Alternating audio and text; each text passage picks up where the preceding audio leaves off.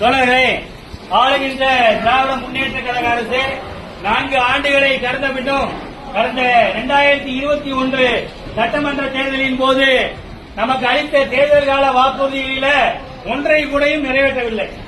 முதல்வர் பல இடங்களில் சொல்றாரு, சொன்னதை செய்வோம், சொல்லாதையும் செய்வோம். ஆனா நம்மளை பொறுத்தவரையும் சொல்லாதையும் செஞ்சிருக்காரு. என்ன, கலைஞரால் வழங்கப்பட்ட கடன் விடுப்பு சலுகையை கூட இவர்கள் ஆட்சிக்கு வந்த பிறகு கடந்த 4 ஆண்டுகளாக வழங்காமல் நம்மை வஞ்சித்து காலவரையின்றி முடக்கி வைத்துள்ளார்கள்.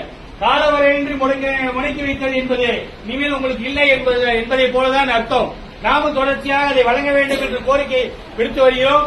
இதன் உச்சபட்சமாக கடந்த 11ஆம் தேதி மாண்புமிகு நிதியமைச்சர் அவர்கள் சட்டமன்ற கூட்டத்தொடரில் தேர்தல் கால வாக்குறுதியான மீண்டும் பழைய ஓய்வு திட்டத்தை நாங்கள் நிறைவேற்ற மாட்டோம் அப்படின்னு மட்டும்தான் சொல்லல.